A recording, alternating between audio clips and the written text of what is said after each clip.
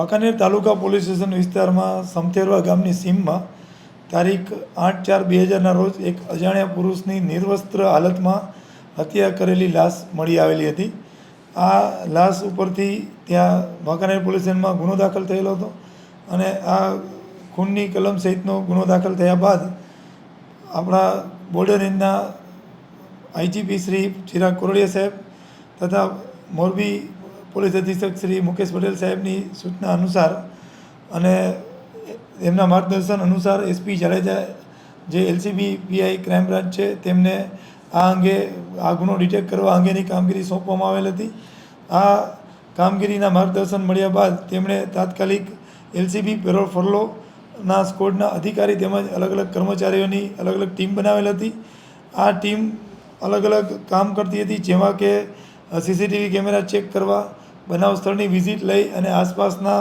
માહોલથી માહિતગાર થવું, શંકાસ્પદ વાહનોની અને ઇસમોની અવરજવર બાબતેની બાતમી મેળવવી, તેમજ આ ઇલેક્ટ્રોનિક સર્વેલન્સ કરવું અને મોબાઈલ ફોન ઉપર પણ આ અંગે માહિતી મેળવવી. જે દરમિયાનમાં ખાનગી બાતમી રાહે એસપી જાડેજા સાહેબ અને તેમના કર્મચારીઓને એક બાતમી મળી કે આ અંગે જે શકદારો છે એના નામ આ હોઈ શકે છે અને માણસોએ મર્ડર કરેલું હોવાનું જણાય છે. જે શકના આધારે આ કામના આરોપીઓ સંદીપ ધનજીભાઈ ઝાલરિયા, જે રહેવાસી મોરબી સનાળા રોડ ઉમિયા સર્કલ પાસેના છે, તેમની સાથે એલિસ જસમતભાઈ ઉર્ફે જયંતિભાઈ ઝાલરિયા,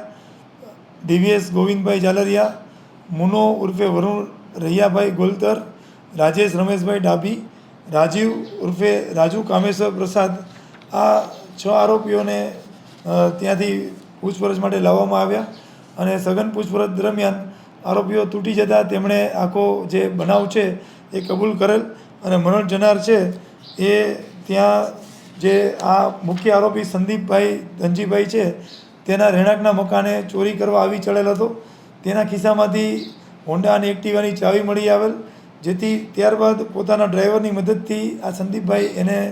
માથક પાસે આવેલ પોતાના સોલાર ફાર્મે લઈ ગયેલા હતા અને ત્યાં પ્લાસ્ટિકના પીવીસીના પાઇપ